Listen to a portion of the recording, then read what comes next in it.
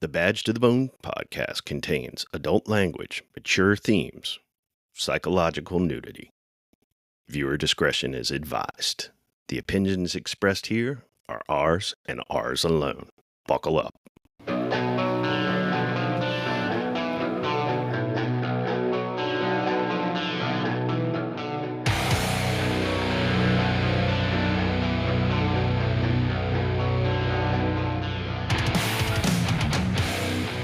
All right, welcome back to Badge to the Bone podcast. I'm Denny. I'm Al. And we have another episode. Al, are you ready? I am ready. I hope they are. I hope they are. It's going to be good.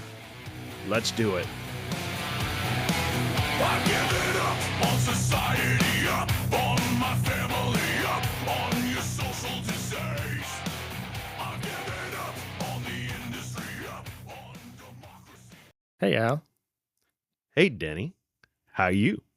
I'm good. I feel like I'm seeing you all the time now. You know? I just putting a cot out here in the Badge to the Bone headquarters. You almost need to. Yeah, I do. We went from, I felt like we weren't in here hardly at all. And now I'm in here like, feels like every other day. You got to move in. Well, that's fine. It's good, though. Yeah, I'm liking it. It means we're doing something, I think. We're definitely doing something. Yeah.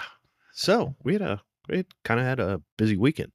We did have a busy weekend. We had the Vail Foundation event. Yes, the Virginia Law Enforcement Foundation Wellness, First Responder Wellness Fair.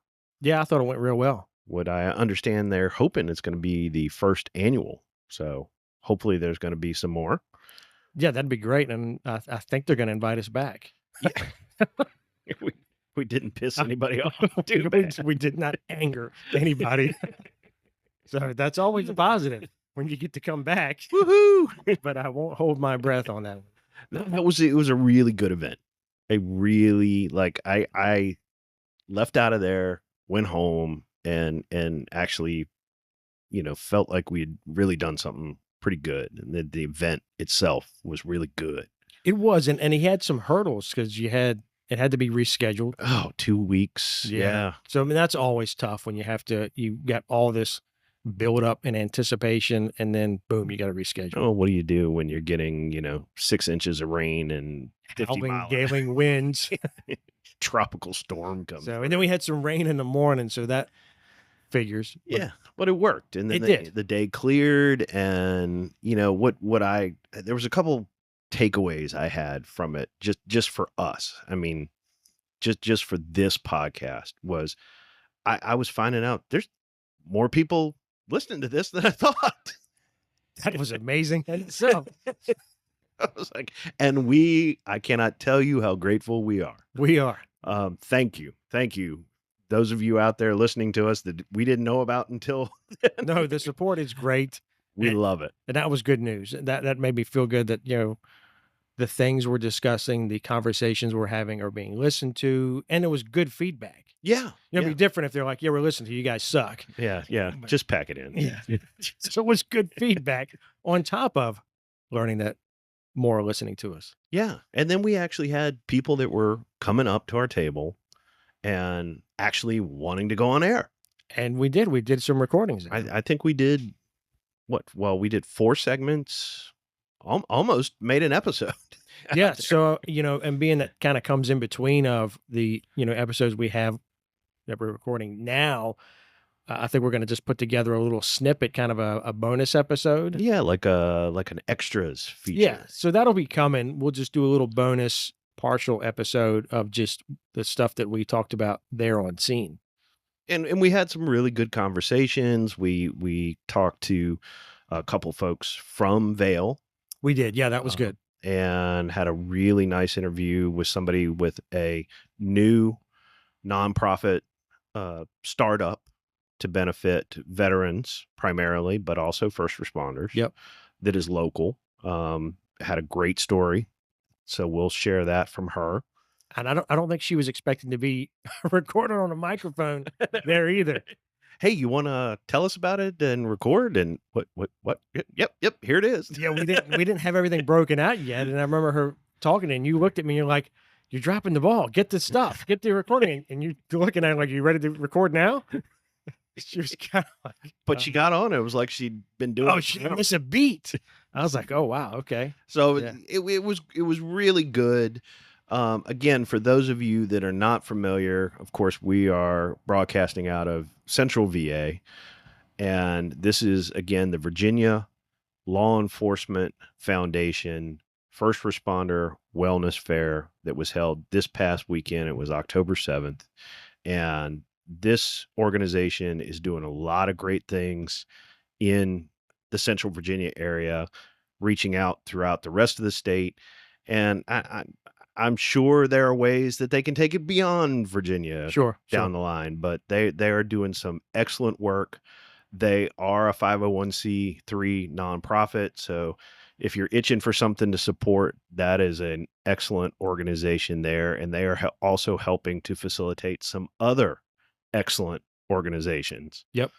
So just really good. And I left really kind of proud of, I think, just where the first responder community is in this area from, say, 20 years ago Oh, what's to where it is now, to see the people that were there and the resources that are available.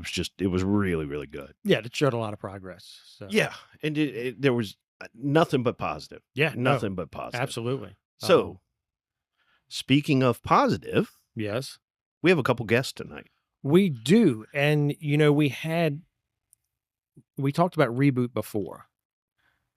And we talked about Reboot with Carrie, Mm-hmm. who was here. And that was if you haven't gone to season 1, listen to season 1, she was the episode with was it only got 9 chicken nuggets in my, I think that's the title we called it. But that was a really great episode. She talked a little bit about Reboot. Right. And, we really wanted to have more from Reboot on the podcast. Mhm. And tonight we have it. Yes. Yes. Tonight we have it. Yes. So we have Ryan and Scott with us tonight. Both of them are leaders with Reboot. And, I'm still learning about Reboot. So this is going to be good for me Mm-hmm. because I'm trying to learn more about Reboot and what they offer. But they're here tonight. They're going to talk about what they do with Reboot, how they got involved with Reboot. And I think it's going to be a great conversation. Yeah. So welcome, guys. Welcome. Thanks for having us. Happy to be here. So where do we want to start? Well, I'll start out. My name's Ryan. I'm a Reboot leader here in the Mechanicsville area. So a little bit about me, kind of going back to the beginning. Back in 1999, I started as a deputy sheriff, and I'm still a deputy sheriff. I'm actually a patrol sergeant. Of course, I haven't actually been in a police car in 4 years because I've been on an active duty tour with the National Guard Counter Drug Program. Excellent program, by the way. Absolutely. Absolutely. So now also, in addition to that, I'm one of the co-directors for Frontline Ministry, which is out of Compass Christian Church in Mechanicsville, Virginia. And one of the programs that we offer, well, the only real program that we do on a consistent basis is the Reboot program. And it's a great program. It's something that I've been pretty passionate about. I think our first course was back in 2019. And it's funny how it all kind of came together. So I went to a small church, and it's kind of backwards. Most churches split and go into different directions. Well, 2 small churches in Mechanicsville actually joined forces and became Compass Christian Church. And have you guys seen that movie? Was it Step Brothers? Have we seen that movie? Right. They're like, there's so much room for activities. They don't know power tools. Right. So many activities. And that's kind of where it went, so we have so much room for activities now because we have this big, areas, big church now. And so our pastor came to us, and he asked my wife and I, Amy, he said, hey, we want to do this thing. We want to start this ministry. We want to start a ministry for military and first responders and outreach ministry. And we're like, hey, that's a great idea. And he said, well, we want you to kind of do it. I'm like, oh, all right. So we did. And that's where Frontline Ministries was born. And so this was 2019, kind of when this thing started kicking off. And we started to have some pretty good momentum. We did a first responder appreciation cookout in June of 2019, and then we had a 3-on-3, called it the Clash of Heroes basketball tournament.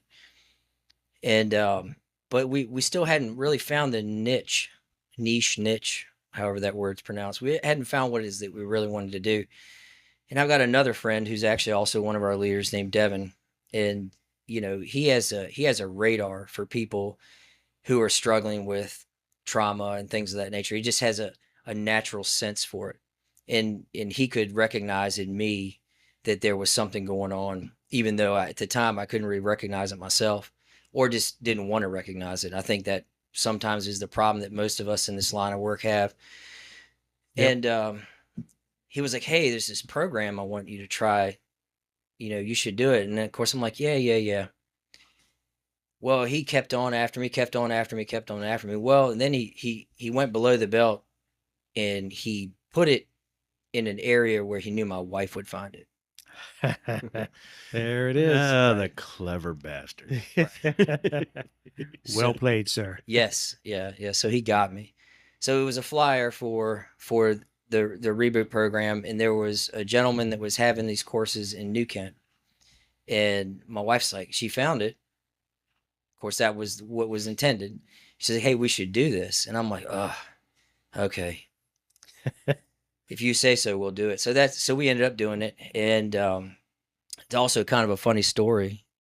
So the gentleman that did it, he had a trailer that was where he lived originally. He built his house on the same property, but he still used the trailer specifically for these type of peer support type things. And when we pulled into this place, I told the wife and kids, I said, you guys need to wait inside because I'm not sure this isn't some sort of ambush. And I went in and made sure everything was okay. And my whole intention, and I'm not gonna lie to you, my whole intention was, I'm gonna sit here for the next 12 weeks. I'm gonna shut up and pout and just get through this, because in order to be a leader in this, you have to have gone through the course, right? You have to be a graduate of Reboot in order to be a leader. And after the first session, I realized that that was not the journey that I was going to be on. So I went through the entire 12-week program, and it took me through a journey of healing and starting to heal, and gave me the tools that I needed to go forward. And so I consider myself blessed for going through it. I think I joke with Devin, I cuss him all the time because he kind of went behind my back on that one. But I thank him for it, because that's what initially got me into Reboot. And so 2019, we started our first class in the fall. And Scott, who is sitting here with me, he was one of our first participants and has actually been by my side ever since then. And we did our first course in 2019. Of course, COVID, punched us in the face. Yep. And was right at the end of 2019, beginning of 2020 when we started. But we were able to get through it and got through that course. And we've been pretty much consistently doing Reboot at least twice a year since 2019. So we've run quite a few courses. Generally, they're 12 weeks long, but it's 12 sessions, and you can kind of play with that. We've done that in different scenarios where we've done the full 12-week courses. We did one I believe it was in Hanover, where we split it down. We got it down to 6 weeks, right? We did 2 sessions a week. So again, that's kind of the story of how I got involved in Reboot and how Reboot has come to this area. And again, I have Scott. He's been with me pretty much the entire time, for literally the first participant. It's funny because Scott came in, and I just remember the first couple of weeks, he was very quiet, very stoic. And I think week 2, he got a cup of coffee, and I was like, okay, we're getting somewhere. And then week 3, he ate my food, and I was like, got him. There was a hook in it. I set the hook. There it is. Right. You start eating my food, I know you're comfortable with me. And then, from there on, here we are now. This is 2023, several classes under our belt. And yeah, that's kind of my background with Reboot, my background of how I got started in Reboot and how Reboot was brought to this area. Now, I tell you, one of the things that I like about that is, you joke about it that your friend put the information there Mhm. where your wife's going to see it and kind of got you. But that's what helps us. That's a battle buddy right there. That's that You curse him for it in the moment. you do, but that's a true friend that sees something and is not going to give up until they get you where you're supposed to be. Right. So that's pretty awesome of how you got in there like that. That kind of does take me to a question of, it sounded like, yeah, I have to take this because this is what I got to do to become a reboot leader. But it sounds like maybe you needed something that was in the program and perhaps didn't even know it at the time. Oh, absolutely. I didn't realize, or maybe I didn't want to realize, just how dark of a place that I was in personally. Mm-hmm. And Reboot helped bring that to the surface. Another thing, and I'm stealing some of Devin's lines. He always says feeling is healing, and another thing that Reboot is picking scabs, right? So you break a bone, but you don't get it set and it heals, but it never really works the same way again. So what do you have to do? You have to re-break that bone and then reset it correctly. So it's the same thing, kind of picking that scab, because we have these things happen to us. We experience these things, and then we just suppress and override, push it to the back, push it to the back. And then we sort of heal on the outside, but never on the inside. So what you have to do in order to process that trauma is to remove that scab. And sometimes not sometimes, that's painful. But a little bit of pain, it's pay me now or pay me later, right?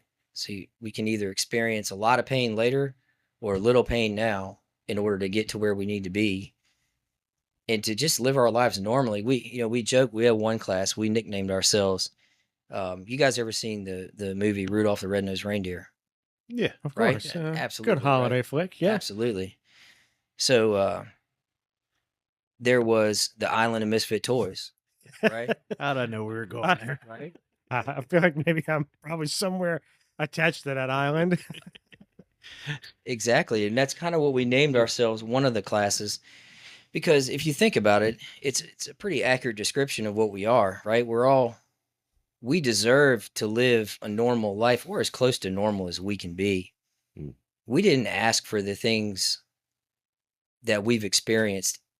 Some would say, well, yeah, you did because you do this job. I'm like, yeah, but nobody does this job thinking, I can't wait to be an alcoholic. I can't wait to be screwed up. I can't wait to be, I can't sleep. I can't wait for all these things to happen. Nobody does it. Most everybody that I've ever known in law enforcement, first responders, nurses, dispatchers, all of the community that we serve, everybody started this with the intention of, I want to do this because I want to make a difference. I want to help people. I want to do this. Whatever the motivation might be of why you want to help them, whether it's personal or anything, that's what we started. And I don't care how jaded you get in this career. The only thing that keeps you doing it is that, even if you won't admit it to yourself, right? There's always going to be that piece in you that's saying you do this for a reason, because there's a lot of people out here that aren't able to do this. And if you don't do it, who will? That's very true. Yeah. No matter how jaded you be, like, oh, I hate people. And and it's funny you say it because yeah, I hate people. People suck. But then when something happens, you're falling all over yourself to help get there. people. Yeah, to help Right? people. Yeah. Yeah, running towards the sound of gunfire, Yeah. running towards the fire, running into a ER trauma unit, taking those phone calls as a dispatcher that are gonna affect you, and well, you do it anyways, Mhm. right? Because let's face it, we could all go do something else and make a lot more money. Yeah. That's God's honest truth. Yeah. Yeah. Like, wow, this is the only job I have. Well, believe me, there are jobs out there that you make a whole lot more money. So there's always that motivation. So with that being said, like we don't we all deserve to live as normal a life as we can have. So it's like, you know, the guy, those toys on the island, they just wanted to be played with. They just wanted the children to love them. But Mhm. through no fault of their own, they were the way they were. And that's why we called ourselves, you know, the island of misfit toys. Um, but anyways, yeah, so there, I say all that to say that, again, that's where Reboot comes in, because it gives us that opportunity to start on that journey of healing. Because if you come to a Reboot course, which everybody listening, I would love to have you at a Reboot course. You owe it to yourself. You owe it to yourself so that you can live as normal life as possible. But what I'll say this, and we tell you, you will not be healed in 12 weeks. It's not going to happen. No, that makes sense. I think that's a good point to bring up. I think my takeaway is it puts you on the path. Yes. Yeah. There's no switch. There's no magic. It puts you off in the switch. it's everything we've all learned through doing this is it's maintenance. Mhm. There's always going to be maintenance. Constant self-evaluation. Yep. It gives you tools, you know, it gives you tools in your toolkit, right? Mhm. Something else to put in the rucksack, something else you can pull out when you need it. But it also gives you a community of other people so that you don't feel like, because I guarantee you right now, somebody out here listening to my voice feels like they're the only person that is going through what they're going through, the only person that's feeling the things they're feeling, and that everybody else is just somehow better than they are. Well, I'm here to tell you that's bullshit. Everybody in this room, I'm sure, feels the same way. And there are thousands of us out there that feel the same way. And Reboot gives you a community where you can sit in a room with some other people that are like minded, that have been through the same things. And we all feel the same thing. And we're all there to support each other. It's not a support group per se because it's curriculum, Sure. it's curriculum driven, but you do get that support community out of it. I think that's an important aspect of it. Yeah, oh, absolutely. So Scott, how'd you come to this? So starting at the beginning, probably make it a little more understandable.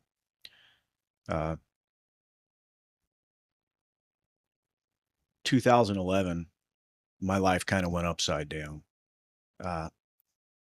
Went into a really, really hectic work environment and a divorce and a midlife crisis and everything kind of at the same time. Well, so I knew I was having trouble sleeping. I knew I was having trouble with pretty persistent anxiety. And so I went looking for help. And I wound up on the couch, so to speak, in a mental health provider. And over the next 8 years, I went in and out of 6 different mental health providers' offices. And they just didn't get it. So in 2018, I decided the current techniques, the old school mental health stuff isn't working. So I found a young PsyD fresh out of school, thinking this person's going to have the latest and greatest.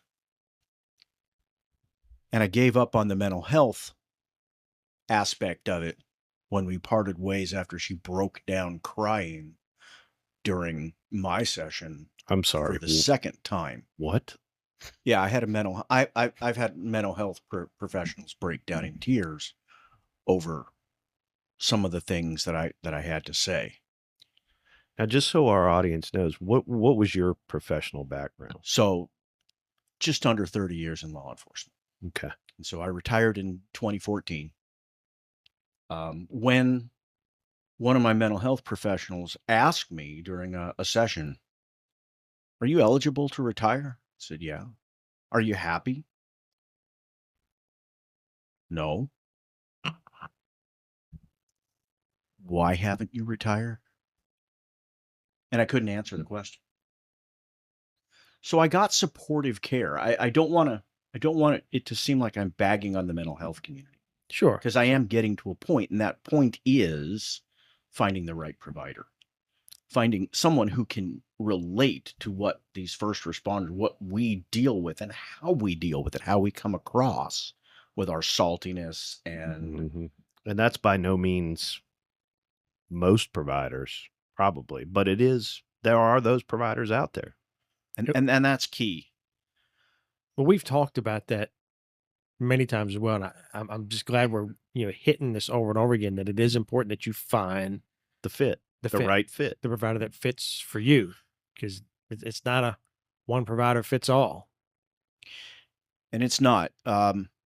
So I actually started shopping, and I actually started interviewing providers.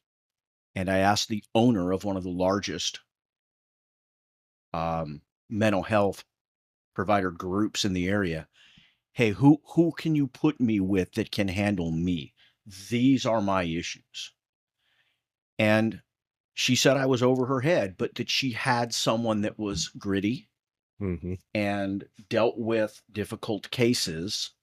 And I wound up with this provider, and lo and behold, a month into the treatment with this provider, so I'm still developing trust, I get a message on Facebook, or I see an ad on Facebook for Reboot.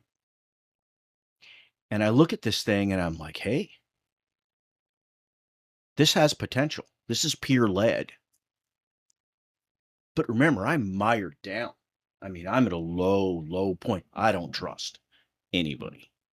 And I mean, I didn't trust anybody when I started law enforcement. So figure out where that one went. 30 years didn't help. 30 years didn't help. No. And then you broke 2 providers. Right. Yeah, geez. I mean, right there, it's like, holy crap. That's shit. Yeah. So I walk into this first Reboot meeting, and this gentleman who's a legend in the Reboot community, Devin, shouts across the room, hey, we got a live one there, because he's the trauma whisperer. Absolutely. Do you remember when he did that? Yeah, he's got radar. I'm telling you. He's got radar. Radar. So Ryan told the story of luring me in. And what it really is I think the technical term is sampling, right? So I'm sniffing the bait. I'm looking to see if these guys are trustworthy or not. I didn't roofie the food either. So it was legit just like Kroger snacks. So by week 3, I'm starting to think these guys are all right. And by week 12, I'm talking about things in this group that I haven't talked about with one of my counselors in 8 years, because they don't get it. These people get it. And we had a real wide swath of people in this group. I think we started out with 20. And we had a lot of firefighters. We had a lot of dispatchers. We had our share of law enforcement people. And we had some real, and I'm going to use air quotes here, we had some real burnouts in this group. Burnouts who we got to see kind of come back to life, right? People that were able to share things that resonated. So, and I think Ryan touched on it. Wait a minute. This isn't just me. I'm not alone here, right? So you know those pictures where they have the 3 circles and they're kind of on each corner of the picture, and then just this little sliver in the middle has all 3 circles, and it's the dark color when all the others are the light. That's kind of what Reboot is. So it's not mental health. It's not led by psychologists, and it's not department run. So you don't have to deal with your administrators and your suits and your internal judgment and all those other things. It's not a lot of things, but it hit this sweet spot. So I credit it with the breakthrough, where In week 12 of Reboot, you tell your story. I had never told my story to anybody. Hmm. I had been in counseling for 8 years, and I had never told my story to anybody.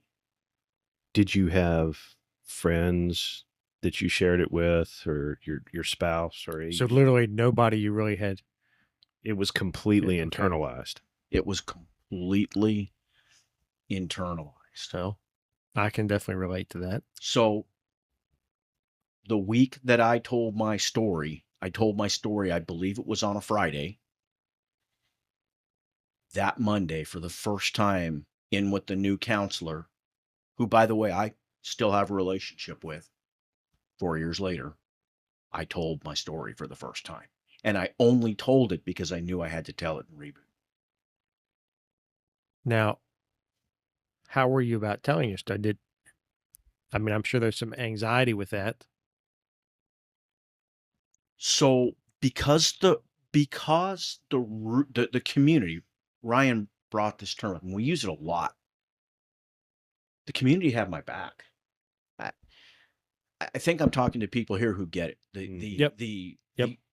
The value of people that have your back versus some medical expert. I'll put the person who has my back every single time. Yeah. Oh yeah. That's what made the difference, was that we had established a rapport, and we had established a trust, and pretty much everybody in this group had opened up and told some horrific event that had happened to them. Again, there's safety in numbers, right? Sure. I'm not alone going into this. Right. I've told my story 3 times. I told my story to my provider. I told my story to that regroup that Friday night. And I told my story to another law enforcement officer last Saturday who was in crisis at the Vail Wellness Fair, because I felt it was what was needed to cross that threshold. So you told your story at the Vail Yes. this weekend. Yes. Oh wow. Wow. Because there's value in people knowing they're not alone. No, you're 100% correct. It's huge value. You need to keep telling your story. Yeah, you tell it where you can. Every time you tell it, it gets easier. Right. But depending on the story, it can take a toll every time you tell it. Sure. That being said, one of the things that was brought up to me was the wounded healer. And I felt like giving back, working with the community, was one of the therapies that was going to bring me back from where I had been. We spoke in here a few minutes ago about you're not going to get healed in 12 weeks. Right. I don't expect to ever get healed. I just expect to not be as bad as I was. For today to be better than it was last week. And tomorrow to be better. And to have things going in the right direction and an improvement. You can almost liken it to like alcoholism or substance addiction. You can go, well, I've been sober now for 10 years and everything's wonderful. You're still an alcoholic. That's right. That's right. Yeah, I mean, I think that's very important to understand, and I think that's a reasonable expectation you have, and that's a very common theme. You're talking about it here, that you're not truly going to be healed. It's not like it's going to get cured. Your trauma is already going to be there. What you've experienced is always going to be there. It's always going to be kind of, whether it's in the shadows or sitting around the corner, but by going through things like Reboot and having the right counselor, you're able to help manage how that affects you. And, like you said, I'm better than I was last week. That's huge. And I think people need to understand that too. And there are going to be those times where you're not better. You may even be worse. Well, yeah, It's an ebb and it's a flow. yeah. It's There's an up going to and be, it's a down. yeah. I think that's important too. Is there going to be times where something may trigger that trauma, or something may trigger what you experienced, and if you've gone through things like what it sounds like what Reboot provides, and different other resources that are out there, it helps you again handle that when you have that trigger come up. Absolutely. And one of the things too is, you get a field guide with Reboot, and as you're going through the program, you're writing in this field guide, um, different things, different experiences, and when we talk about picking scabs, so we want that stuff to come out. We want you to write it down. We want you to, so when you're down the road and you have that instance where you kind of regress into feeling a certain way, and you're like, man, how did I deal with this how do I deal with this? And you go, what, we talked about this in week 4 or week 6 of Reboot. And you could take that field guide, you open that field guide up, and there you've got some notes in there that might help you get through that. And then on the other thing, I talked about community. When you have that community that you developed in the Reboot program, you call somebody and be like, man, I'm in trouble. Something, I don't know what triggered me, but I'm right here and I need to be here. I'm at 11. I need to be back down to like a 5. And now you've got somebody to talk through it with, or go grab a coffee, whatever, a beer, whatever it is that, however you want to do it. And you've got that community so that when you do have those ups and downs, peaks and valleys, you've got somebody to help you kind of paddle the boat out of them. We often talk about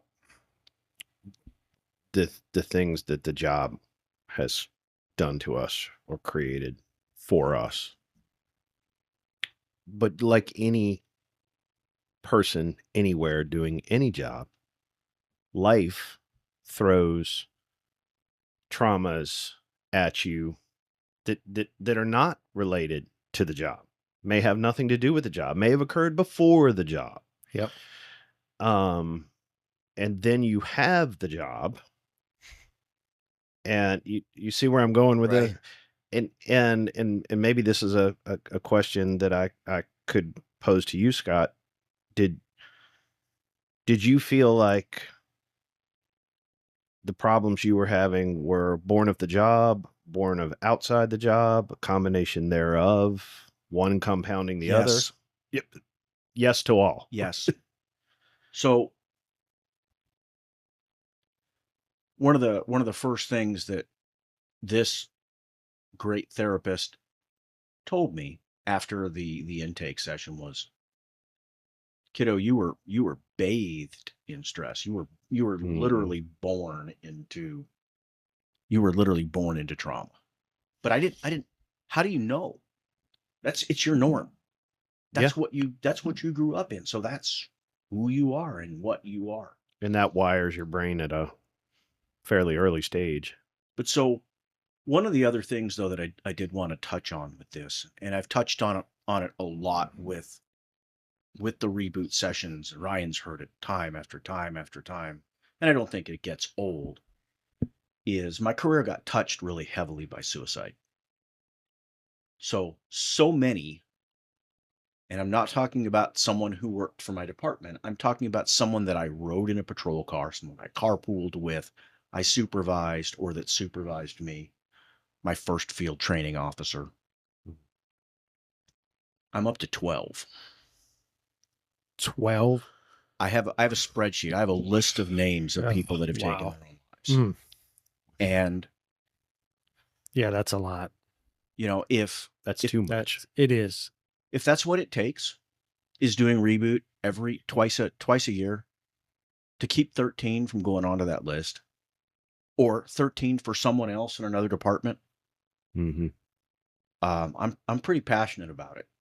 And Ryan and I have had this conversation over and over and over. It's not the only reason that we do Reboot,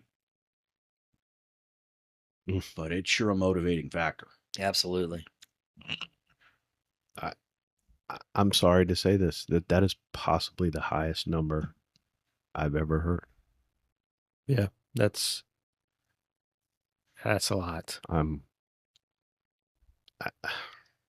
I thought it was too, and then I met someone who's close to 20. Wow. Good Lord. Yeah. See, that's what we're dealing with, though. That's what we're dealing with. Is that is out there, and it's real, and it's tough. And I tell you, Scott, I do think that's a great testimony for Reboot. Listening to you talk about it, where you had, as Al said, you broke 2 therapists. You had a story that you never told anybody. You went through, what was it, 30 years in law enforcement? Yeah. 30 years. And you get out and you have this story that you've never told anybody, never talked about it, approached it, never even tried to talk about it, not even to therapists. But you get in a Reboot and something clicks there and you start feeling comfortable. You start getting that trust level, and then you tell your story. And then you don't just tell it at Reboot, you tell it a second time, and then you come across somebody who needs to hear it and you're able to tell it again. That, I think that's a huge testimony to what Reboot is offering and providing. Yeah, it again, it hits that sweet spot where I think a lot of people are really, especially in law enforcement, they're really concerned that their story is going to get back and come back to haunt them. Whether it's being, a fitness for duty exam or medically retired, or just where their peers don't trust them in the field. And So and that's legitimate. And there are a lot of command staffs that would look disfavorably on it, unfortunately. Well, there's been stigma for so long. It's been around for so long. It's hard to get rid of that. It's hard to eliminate that. I mean, we're chipping away at it, I think, but it's hard to eliminate that. So, something's got to get done. Progress has to be made. I think we're working our way there. Mm-hmm. Things like this, I think, are great programs.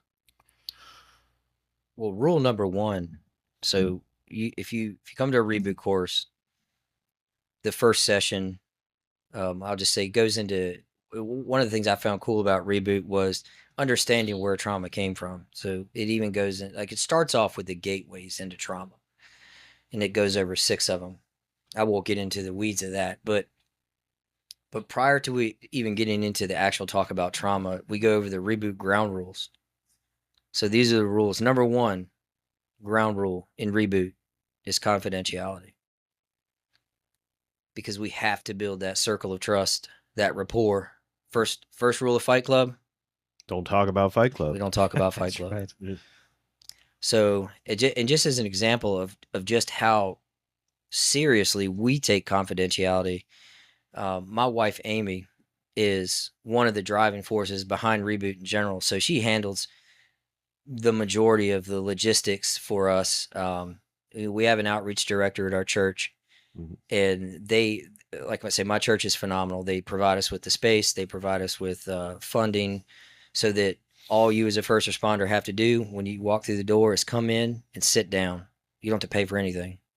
You don't have to pay for any of the materials. We handle all that. But anyways, but for a while, my wife actually taught the first responder course with me, and she was a EMT back, when she was a teenager. But one of the things about Reboot is we actually encourage not only the first responder, but the first responder spouse to take the course with them. There have been some courses where the only time the spouse ever understood why their first responder was the way they were was because they sat in that class, in the course, and they were like, wow, I get it. But anyways, just as an example, my wife and I would teach together, and then I would not be able to make it to a session, or she might not be able to make it to a session, and somebody in the course would have some sort of breakthrough or would share something pretty intimate. And even though we had already developed that circle of trust, and that person would most likely have either told me or her, outside of one of us saying, wow, tonight was really powerful, some people opened up. I still don't know what some people said during that reboot course, Mhm. that some of the reboot courses that she and I have taught together, because we won't even talk about it as leaders. So like that's how important, that's how serious we take the confidentiality piece to this is, and there's no rank. Like I don't care if you're a major, captain, colonel, I don't care who you are out there in that course, we're all just peers. And it's peer led. It's that, that street credibility that Scott was talking about earlier when you talk about, talking to some therapist who maybe the only traumatic thing they've ever had in their life is that their latte was 160 degrees versus 180. And so they don't understand exactly what we're going through. And, Scott has said this before when we've talked, and you see it, like you see that person come in and you see a look in their eyes that kind of scares you. And why? Because we've probably seen that same look in our own eyes. And then as the weeks go by, you slowly start to see that look go away. And there really isn't much more rewarding a feeling than that.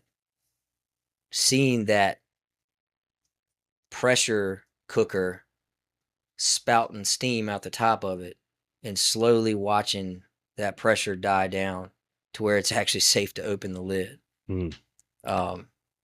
But like I said, one of the ways we get through that is that confidentiality piece in developing that trust. So if you're listening to this and one of the things that you're concerned about is something like this getting back to your administration, so you end up on the rubber gun squad or on desk duty, confidentiality is the number one rule in Reboot.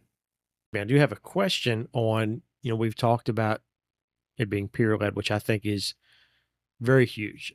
I think having that peer led, everybody has kind of that perspective of each other, I guess, of what everybody's been, a different appreciation, I guess, of what they've been through. That lots of times your therapist or your professional therapist doesn't have that perspective.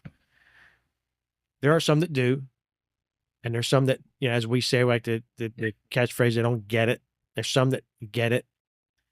But now my question is, does Reboot or has Reboot considered incorporating training or classes that involves therapists, professionals? Because I've met therapists that want to help first responders, but they feel like they're not equipped to do it.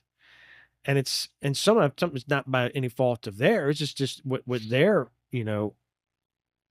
their journey has been, with how they grew up in school and going to school and getting their degree. They didn't come through a first responder family or any kind of background, but they support and want to help. And we met actually, when I went out to Minnesota, I met a therapist out there, and she had talked about that and really wants to help first responders. And she was having that really difficult time kind of cutting into that group or getting through to them. And that's, her big question is, how do I do that? How do I get through to that group? How do I earn that trust? How do I, show them that I want to help them, even though I don't have that background? So that, again, I guess it's a super long question, but, does Reboot do anything like that with actual therapists to get them involved? So I don't know that I have a good answer for that. Honestly, I know that it's a requirement.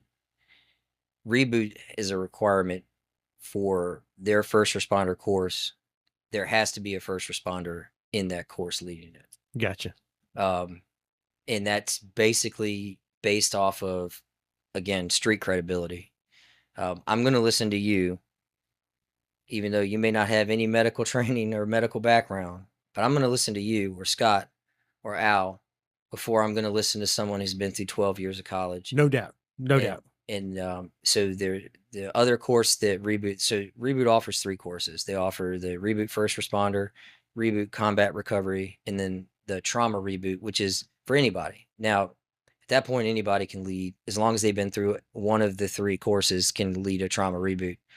But Reboot's a pretty stickler on, if you're going to lead a first responder, there has to be a first responder that is a leader. Now you can have, if you have mental health professional, because I mean, they have some derivative stress from just the people that they treat.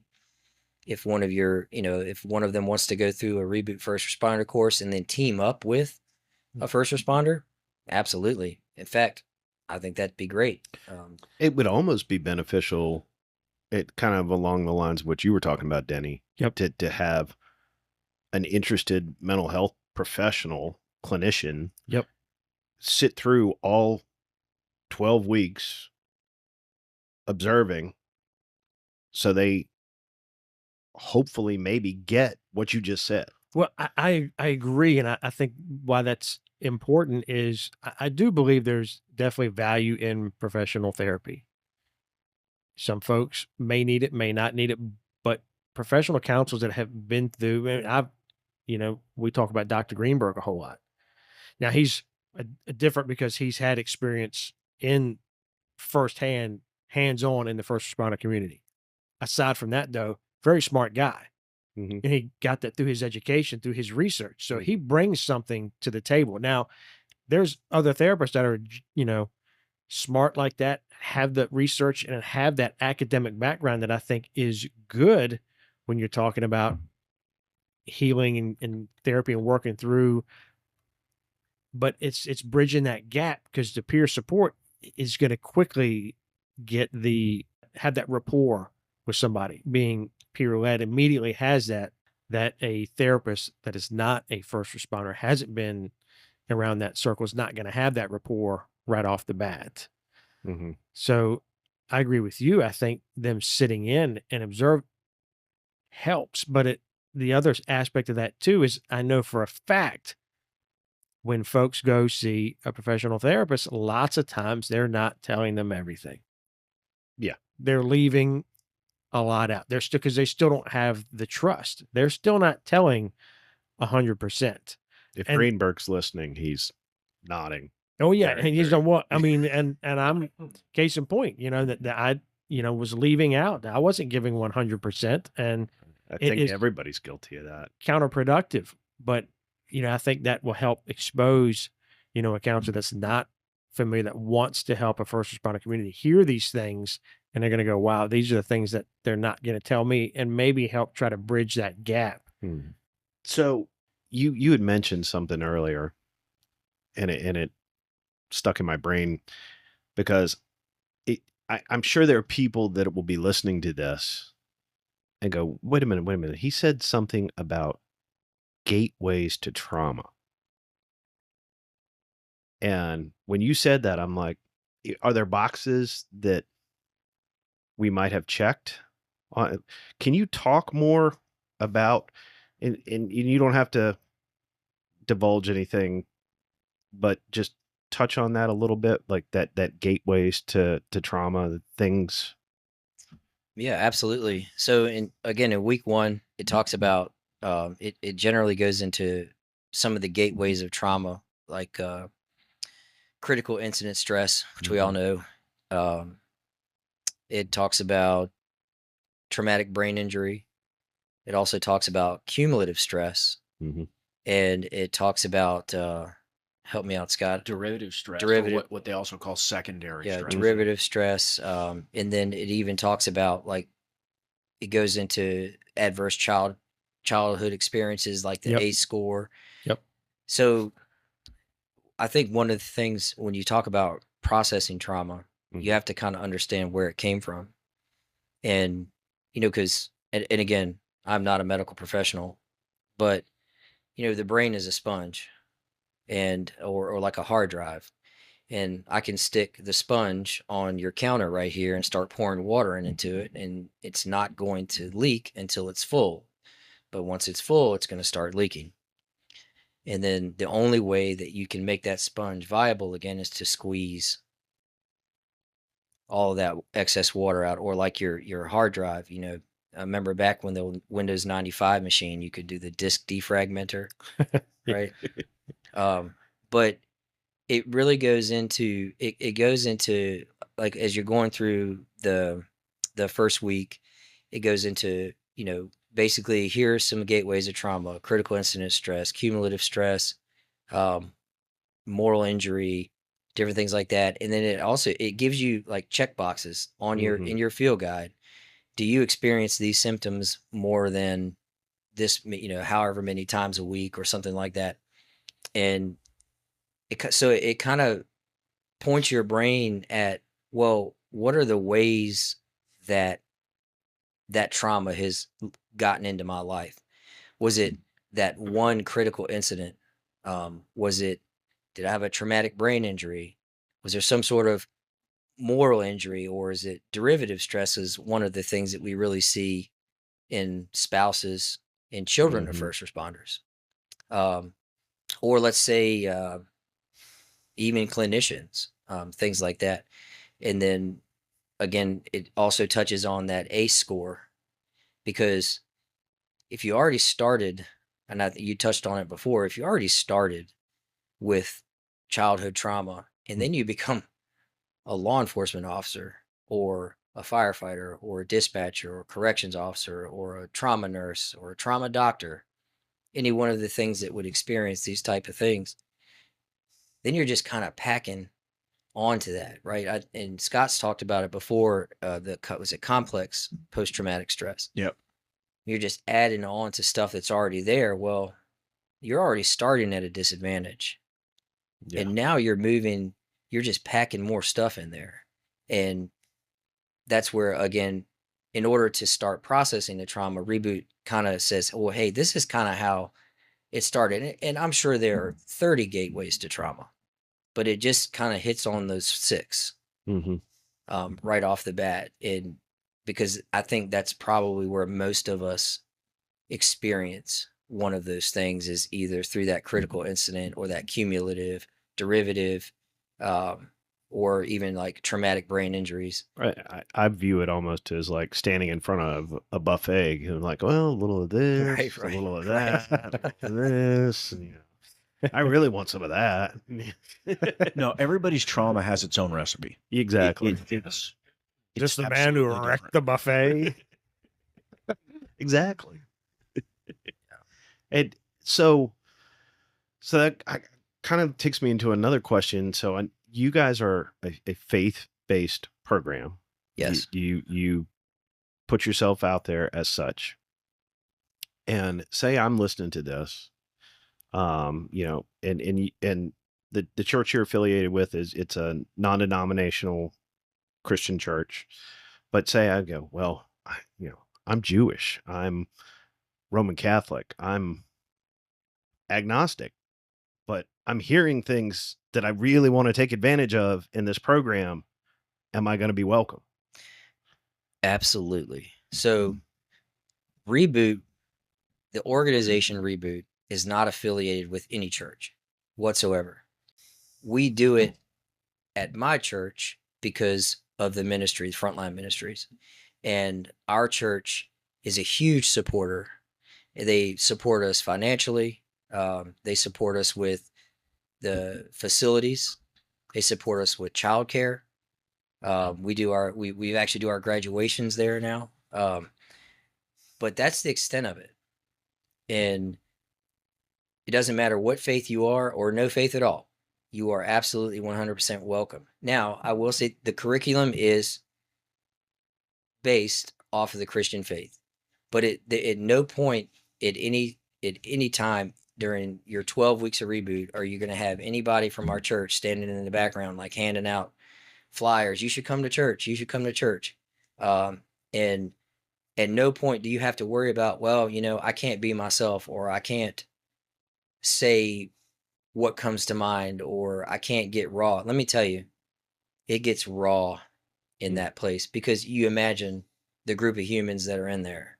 Um, And no, the pain therein. absolutely. Oh, I'm sure. I can only imagine. Yeah. So there's nothing to worry about. Nobody's going to try to, if you're a Buddhist, we're not going to try to convert you.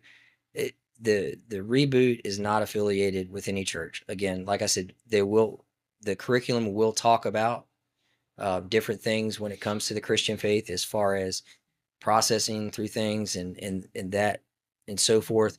But at no point at no point did sorry, my phone was ringing. So, I was looking at mine. I'm like, yeah, where is yeah, this? it was me. It was me. At no point does it say, well, you're not welcome here because you're X, Y, or Z. You're a popular guy. Yeah, it's my kid calling me. Sorry, but yeah, at no point does it say you're not welcome. So please, yeah, if you're listening and that's a concern of yours, um, trust me, if lightning doesn't strike me when I walk through that building, you are fine.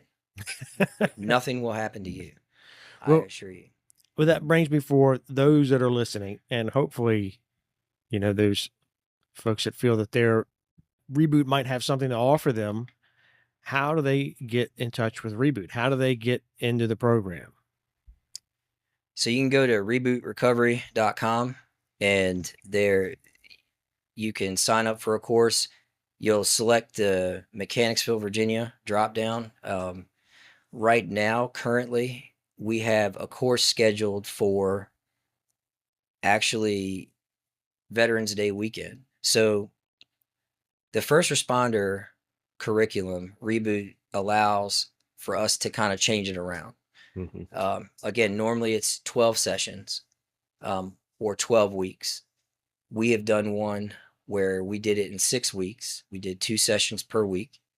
I was actually we were running a 12-week course and then a 6-week course. So on, I think it was Sundays, we were doing a normal 12-week, and then we had a separate 6-week course going on, like it was Tuesday and Thursday, right? Or we switched it up, if I remember, to accommodate some shift stuff.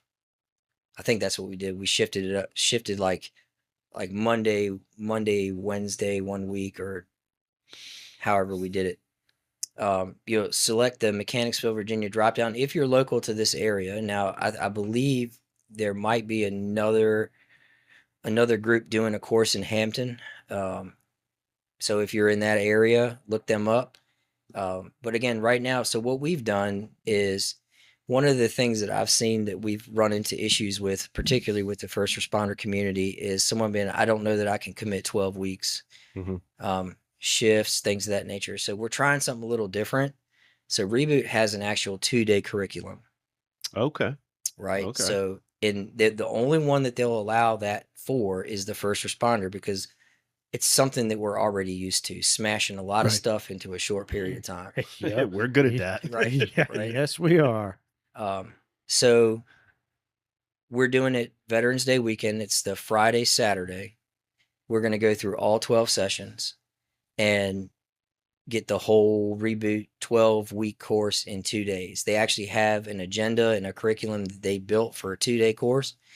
It's going to be at the Oak Hill Christian Camp in Mechanicsville, Virginia, or Old Church, Virginia, just outside of actual Mechanicsville, going back towards King William.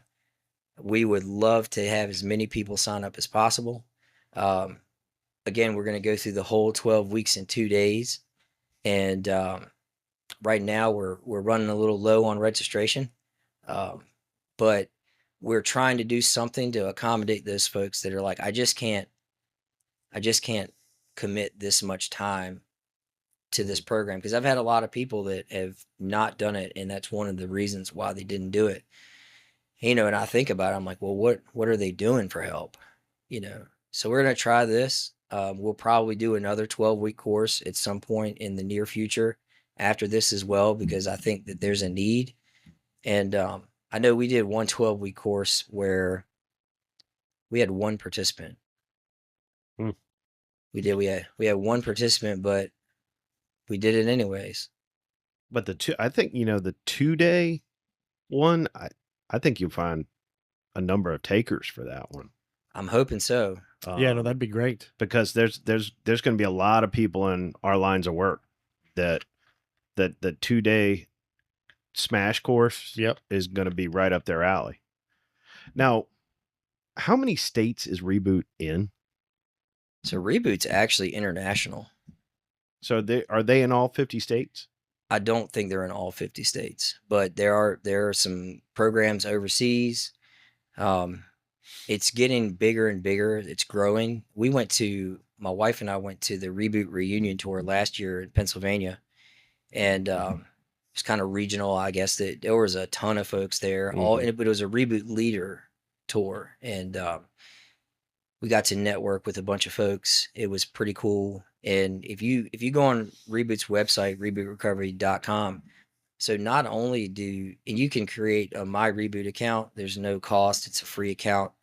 And I recommend everybody to do this, because even if you can't get to a course right away, they've got tons of resources on their website for first responder wellness. So theoretically, if I'm a listener, I'm down in Florida, and I go, man, I really want to do this, I can potentially find a Reboot course relatively close to me.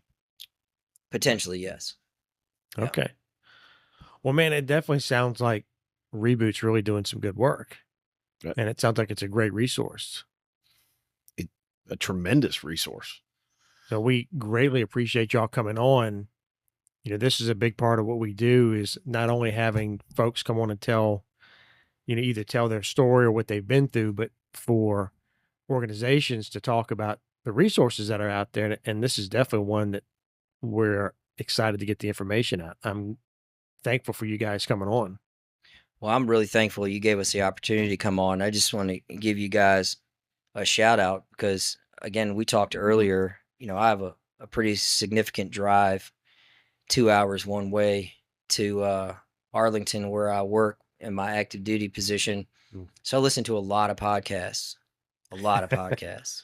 And the stuff you guys are doing, the content you guys are putting out, is very much needed out here, because again, and we've hit this a couple of times, there's so many folks out here in our communities that just don't realize, or they just think they're all by themselves on an island. And you guys are putting yourselves out there in pushing this message out for first responder mental health and mental health, and, you know, just mental wellness. And it's a message that needs to be heard.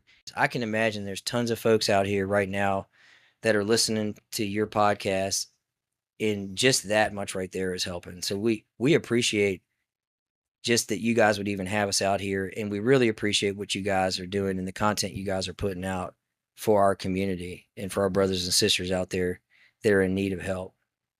Thank you so much. Yeah, we definitely appreciate that. You know, we're trying. We think it's important. Scott, thank you for sharing Absolutely. as you have tonight. It's really been a pleasure. Yeah. Thanks for having us. And you guys are welcome back anytime. Yeah, we'll have to do a follow up and check in. I'm gonna actually look at the schedule and see if I can't maybe get myself into that class. I'm very, you know, interested in the Reboot program. I think it's pretty awesome. I'd love to see you guys there. Yeah, that would be great. But And your spouses. And your spouses, and put the word out. Hey, absolutely. if you're listening to this right now and time is your problem, we have got the solution for you. Veterans Day weekend. We're going to do all 12 sessions in 2 days. You owe it to yourself. Come out here and start your journey in healing. November 10 and 11. Thank you, guys. That was really good. Very powerful. And that program just seems wonderful. Yeah, I'm definitely going to check out the 2 days that they're having in November. It looks like schedule's open, but I've got to double check, make sure we don't have anything lined up. But even if I can't get in that one, I'm going to get in to one of them.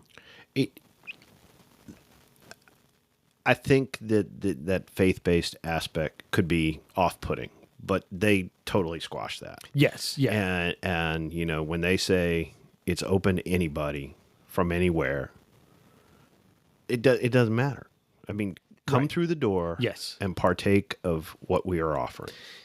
Yeah, I didn't get the feeling that it was a really, you know, in your face pushing. No, faith. It's faith based, but it's not pushy. No, and I think that's important. And you know, because of Ryan and Scott and others that have had some involvement or affiliation with the program that we've talked to, and talked about in previous episodes. Oh yeah.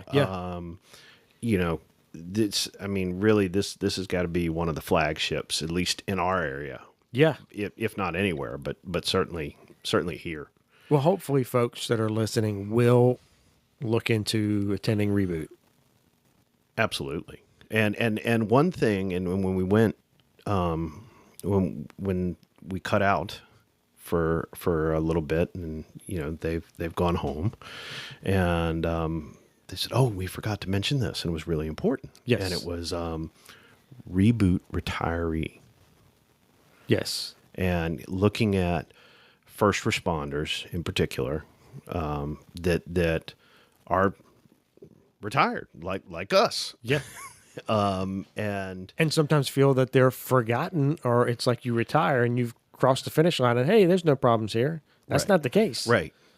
And and Scott off air brought up a good point, the number of suicides involving retirees. Yeah, that's because they're retiring and they're walking out with a big shadow box and then a sack full of a bunch of shit problems piled up in it that they're walking out the door with. Right. And then there's nothing for them afterwards. And maybe they went that whole career and didn't address anything. And now they're, leaving with all that piled up on them.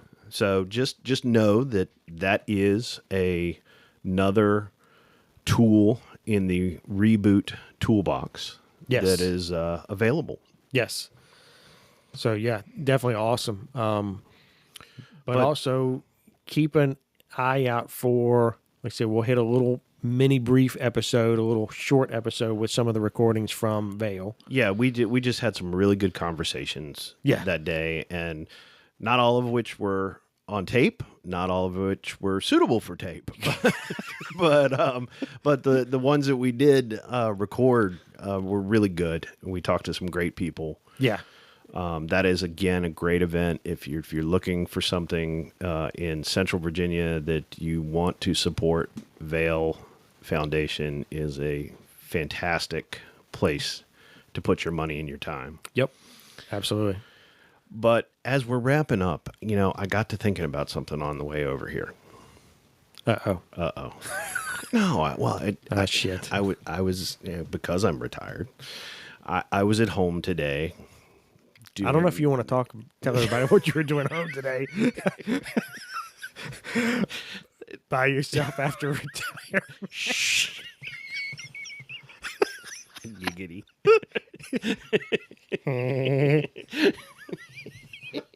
All right, sorry, I couldn't help it. No, this is so I was cleaning the garage. Okay, Oh, very good, very good. Nothing nearly that Is that what you call it? purient or whatever. Cleaning the garage. Shut up. Yeah, okay, that's enough. So I'm cleaning the garage while I was listening to the news all day, right? And we have what's now the war in Israel. Unfortunately. It's probably the biggest conflict that country's been involved in 20 years. Yeah. Yeah. And I'm literally driving over here, and I'm listening to a report, stuff going on, and I was like, what about the cops and the fire and the EMS that are in places like Tel Aviv or outside of Gaza right now? Oh gosh. Oh geez. And the cops that are, almost having to shift to being soldiers now. Yeah. Yeah. And all of the things that they, fire, EMS over there are seeing right now. So I don't want to bring everybody down, but it crossed my mind because we're always talking about, the things that we're dealing with here, either locally or in the U.S., but we do have some people that listen overseas. We do. We actually do have some overseas listeners, so Yeah. they need to know we're thinking about them. So, and if you are one of those overseas folks, we'd love to hear from you because we'd love to hear some of, your side of the issues that we talk about. But specific to Israel, I just hope everybody thinks about everybody over there, but certainly the cops, the firefighters, the EMS providers over there that are literally going through hell. The medical personnel. Yeah. Good call, Al. But Al, that's going to wrap us up. I think it does. So in the meantime, where do they find us? Well, they can find us at badgetothebone.com. They can also find us on Facebook at Badge to the Bone. Also, shoot us an email at wearebadgetothebone@gmail.com. Let us know what you think. Make sure to follow us, like us. But until then, be safe And be well.